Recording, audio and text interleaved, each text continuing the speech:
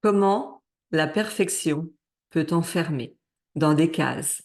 Comment tu peux toi-même te limiter? Comment tu peux toi-même t'empêcher d'aller voir beaucoup plus loin que tes peurs?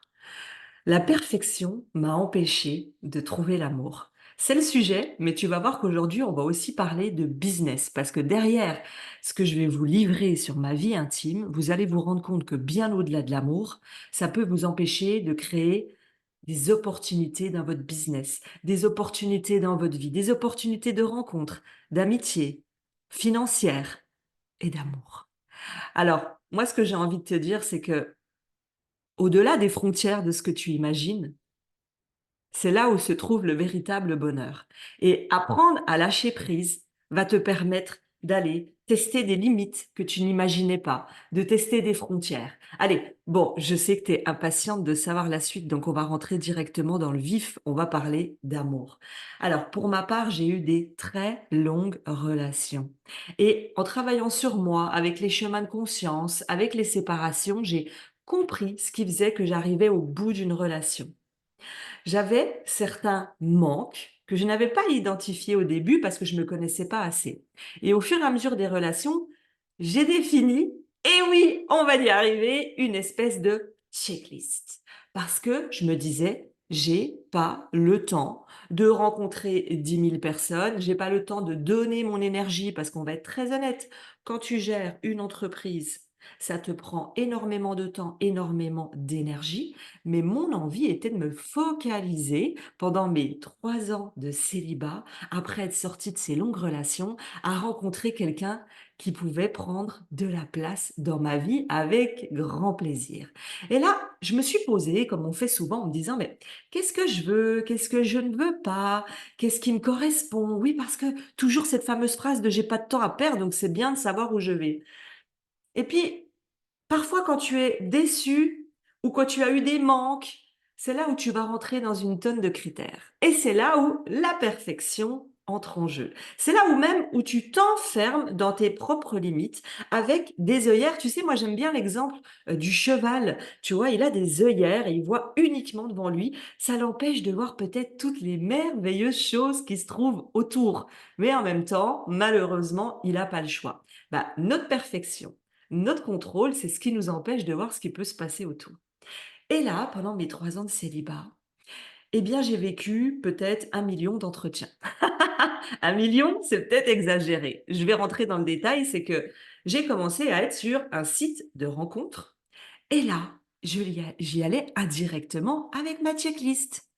Et puis j'y allais en mode entretien d'embauche. Eh oui, des formations professionnelles. Alors, est-ce que les critères collent? T'as combien d'enfants? T'habites à quelle distance? Et puis qu'est-ce que tu penses de X, de Y? Quelle est ta vision de la vie? Quelle est ta vision de l'éducation? Est-ce que tu aimerais avoir encore des enfants? Enfin, en gros, je leur faisais passer un entretien d'embauche. Je me rendais même pas compte que j'étais pas en train de rencontrer l'humain, rencontrer l'homme dans ses failles, dans ses blessures, dans la beauté de la vie, parce que je n'avais pas le temps à accorder à toutes les personnes avec qui je devais discuter. J'étais tellement dans le contrôle et tellement dans des attentes sur l'autre, au-delà même des attentes sur moi, j'attendais que l'autre m'apporte ce que j'avais décidé sur ma checklist. Et là, honnêtement, un rendez-vous, ça ne le fait pas, on continue. Un rendez-vous, ça ne le fait pas, on continue.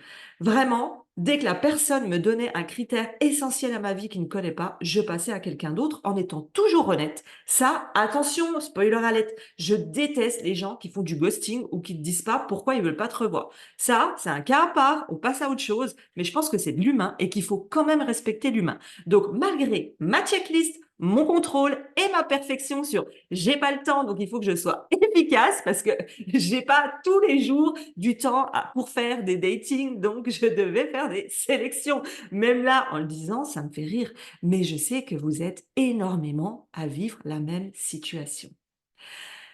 Et un jour, pas comme les autres, je rencontre un homme. Et là, rien ne colle. Mes 18 critères obligatoires, il en coche aucun. Aucun. Et c'est marrant parce que dès le début, je lui dis, écoute, je suis désolée, je vais être très honnête parce que je suis assez transparente dans mes relations professionnelles, amicales, amoureuses. Et je lui dis, écoute, je vais être très honnête, mais j'arrive pas à saisir pourquoi on continue à échanger parce que j'ai été honnête sur le fait qu'avant, il y avait des entretiens d'embauche et que si tu ne collais pas une des cases qui allait me nourrir dans mon couple, c'était un stop immédiat. Comment ça se fait? Il était à l'opposé de l'homme que je recherchais. Aucun critère ne correspondait. Par contre, c'est ma plus belle histoire. C'est ma plus belle histoire parce que cet homme-là m'a ouvert l'esprit. Il m'a ouvert sur l'acceptation d'être.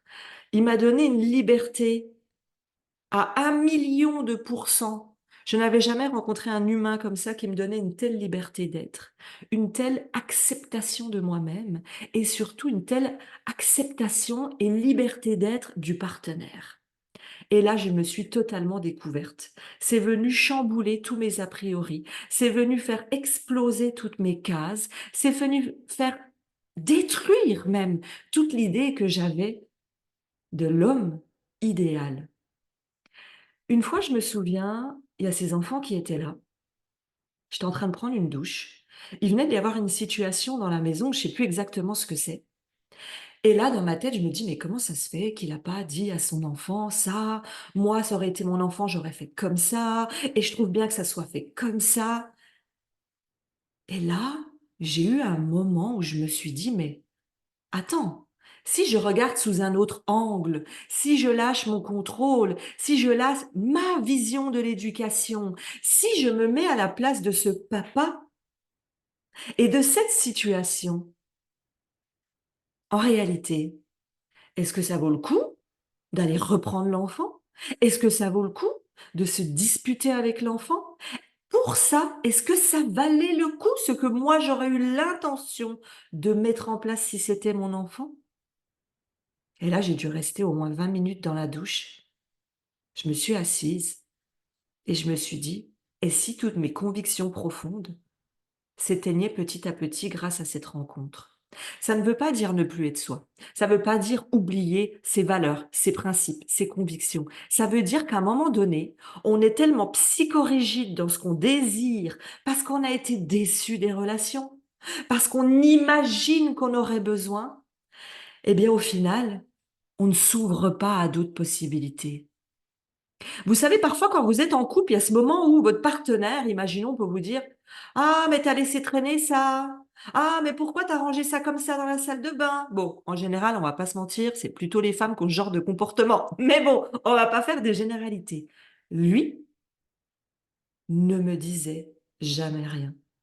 Il pouvait voir que j'avais laissé traîner des choses, ça pouvait peut-être même fortement le déranger, mais il estimait que si je l'avais fait, c'était OK et qu'il avait rien à redire.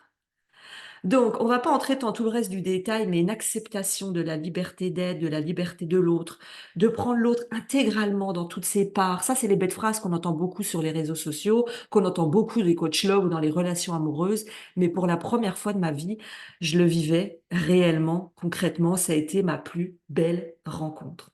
Je vais te donner un contre-exemple qui n'était pas prévu. Pendant ces 3 ans, j'ai rencontré un homme qui était parfait. Il collait pas à 18 cases, il en collait 1 million. Je n'avais jamais rencontré quelqu'un d'aussi parfait. Je te le fais en cours. Au bout de 3 mois, j'étais complètement épuisée et malade de cette relation. Parce que ce que j'estimais être parfait pour moi, quand je l'ai rencontré, c'était tellement parfait et tellement trop que ça en devenait étouffant. Et oui, je me confie, je suis allée jusqu'au point où j'ai eu des soucis de santé. Je ne comprenais pas pourquoi j'avais régulièrement la nausée. Je me suis rendu compte, c'est quand il était là. Je pensais, parce qu'il avait une voiture un peu sportive, que ah, c'est marrant, quand je monte dans ta voiture, qui venait me chercher, j'avais des nausées. Une fois, 2 fois, 3 fois, je mettais ça sur la voiture. Mon corps me parlait. Une autre fois, je me retrouve avec les 2 coudes bloqués. On m'avait dit que j'avais des épicondylites et j'arrivais même plus à lever un verre d'eau à ma bouche. Deuxième problématique. Troisième problématique, un jour, je me mets à m'effondrer, à être en pleurs en me disant, mais pourquoi j'ai pas le droit à ce bonheur-là? Cet homme coche 1 million de cases. Cet homme était parfait au petit soin. J'étais une princesse. Pourquoi? Et je m'en voulais tellement que je culpabilisais. Je culpabilisais. J'en pleurais à longueur de temps. Et je suis allée jusqu'à dire, je comprends pas pourquoi mon cœur il bat pas, pourquoi mon cœur bat plus. Et je me suis retrouvée à faire de la tachycardie.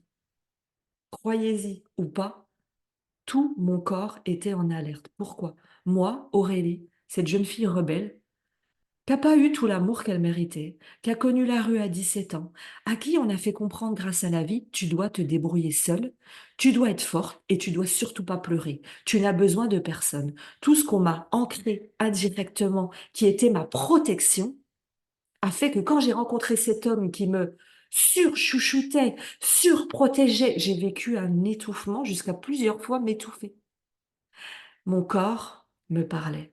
Les deux exemples que je viens de te donner, c'est pour te montrer que, en fait, tout ce que tu crois vouloir, tout ce que tu crois être, tout ce que tu crois parfois qui est bon pour toi, et tout ce qui fait que tu restes dans ta perfection, t'enferme. Maintenant, je vais vous donner un exemple business pour finir, c'est que j'étais convaincue, quand j'ai eu l'entreprise il y a 7 ans, que jamais dans la vie je ne délèguerais. Personne n'est dans mon cerveau. Personne ne s'y fait aussi mieux que moi. Puis comment je peux expliquer, comment je peux réagir sur un document, sur une cliente, comment je peux expliquer ce qui se passe dans mon cerveau de HPI à HPE à une personne qui connaît pas mon business? Bon, bah, 3 ans après, quand j'ai fait mes premiers 300 000 euros, j'ai vite compris que j'avais plus le choix. Et là, je me suis mis à déléguer. Ça a été la meilleure décision de ma vie. Ensuite, je me suis rendu compte que gérer 60 clientes toute seule, c'était pas possible parce que mes clientes ont toujours de l'individuel, du groupe et un suivi de haute qualité. Et moi, toujours dans ma perfection, mais personne ne fera des coachings comme moi, mais personne ne saura trouver la zone de génie comme moi. Aujourd'hui, j'ai 4 coachs et moi en plus. Et les résultats sont incroyables. Tout ce que tu n'imagines pas possible. Je te demande d'aller expérimenter. Si aujourd'hui tu as un fonctionnement, que ce soit dans tes relations amoureuses, si aujourd'hui tu es enfermé dans des habitudes, ah non mais Aurélie, moi ce qui me convient, c'est de travailler le matin. Teste-toi pendant un mois de travailler l'après-midi. Non, non, mais moi, Aurélie, ce qui me convient, parce que j'ai un cerveau dispersé, en arborescence, j'ai besoin de faire 10 000 choses à la seconde. Moi, ce qui me convient, c'est ça. J'ai besoin de sauter d'une tâche à une autre parce que je suis productive. Et si tu lâchais tes idées reçues et que tu expérimentais de te focaliser sur une seule tâche pendant une demi-heure, l'écriture des mails pendant une demi-heure, répondre à TMP sur les réseaux pendant une demi-heure, tu verrais que tu serais peut-être 100 fois plus productive. Moi, sortir de mes habitudes, moi voyager seule, jamais de la vie. 6 mois après, j'ai nagé une semaine avec les dauphins en Égypte. Ça a été le plus beau voyage de ma vie parce que je pensais que je n'étais pas capable de voyager seule. Ce jour-là, j'ai pu discuter avec des personnes parce que quand tu es seule, tu n'as pas le choix d'aller rencontrer les autres. Dans ton business, ce que je veux te faire comprendre, c'est qu'aujourd'hui, ta perfection peut t'empêcher de créer de véritables opportunités, peut t'empêcher d'aller voir au-delà de tes peurs. Moi, faire des conférences, jamais de la vie. Pourquoi tu n'expérimentes pas? Pourquoi tu n'essaies pas? Tu sais, c'est quand tu vas sur le terrain que tu testes, que tu goûtes, que tu vas voir ce qui te correspond réellement, alors que de rester toute ta vie dans tes habitudes, dans la perfection. Ça doit être fait de cette façon. Tel jour. Tu as déjà remarqué d'ailleurs pour les femmes? Vous avez déjà remarqué quand on va à un date, par exemple, ou à un mariage, quand on se maquille, on a envie de faire attention à tout. C'est là où on se trouve en général la moins belle. Par contre, quand on va sortir vite fait au carrefour du coin, on se rend compte que c'est là où on est le mieux maquillé. En réalité, plus tu restes dans ta perfection, plus tu restes dans le contrôle, plus ça t'empêche d'aller voir au-delà des limites. Cet homme-là, qui était ma plus belle rencontre. C'est lui qui m'a permis de déléguer à 3 coachs en plus. C'est lui qui m'a permis d'arrêter le contrat de 2 personnes. Je ne me rendais même pas compte que je m'étais enfermée dans: «Oui, mais c'est comme ça que ça doit se passer. Oui, effectivement, elles ont pas fait ça, mais c'est comme ça», et lui m'a ouvert l'esprit. OK, c'est comme ça. Mais regarde, est-ce que c'est normal? Au niveau où tu en es, que tu continues à gérer, est-ce qu'il y a une erreur de lien dans un mail? Est-ce que c'est normal où tu veux ou au niveau où tu en es, que tu aies une personne qui fasse 36 erreurs dans un email alors que c'est son métier? Est-ce que c'est normal au niveau où tu en es, que cette personne, alors que 3 fois tu as expliqué le process, elle continue à faire les choses à l'envers et que c'est toi que ça met en difficulté? Waouh!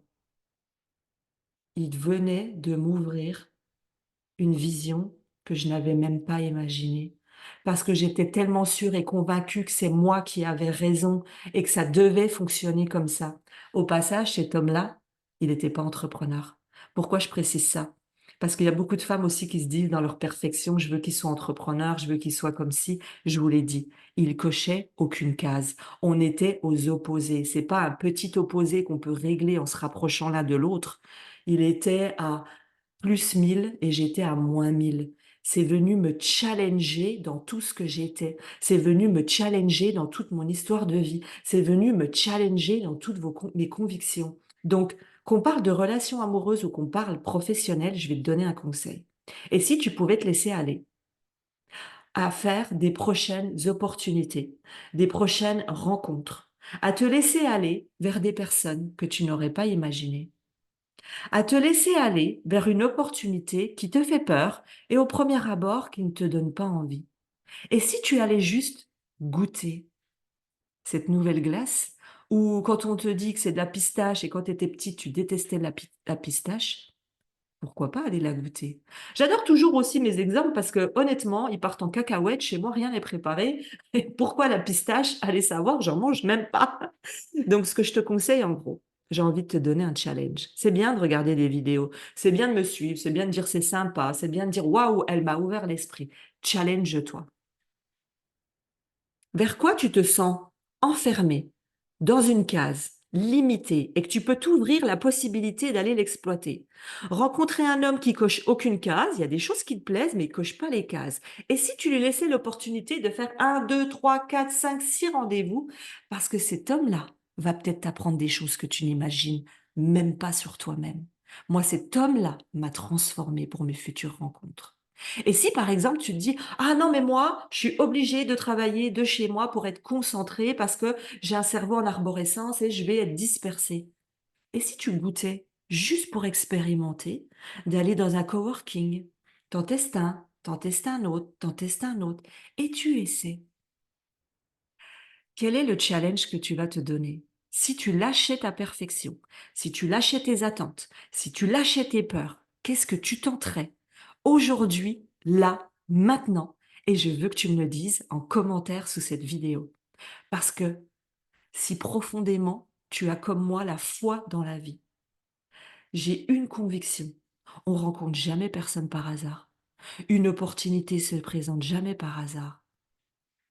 J'ai une conviction, c'est la foi du tout est possible. Si ça se présente à moi, je vais goûter. Et si tu abandonnais le besoin de tout savoir avant d'ouvrir ton cœur, le besoin de la perfection avant de dire oui à une opportunité, et que tu te lâchais totalement, dis-moi en commentaire, c'est quoi ton challenge? Qu'est-ce que tu tentes pour faire exploser ta punaise de perfection qui te bouffe la vie? Et tu vas faire ce test. J'attends que tu me dises. À toi de jouer.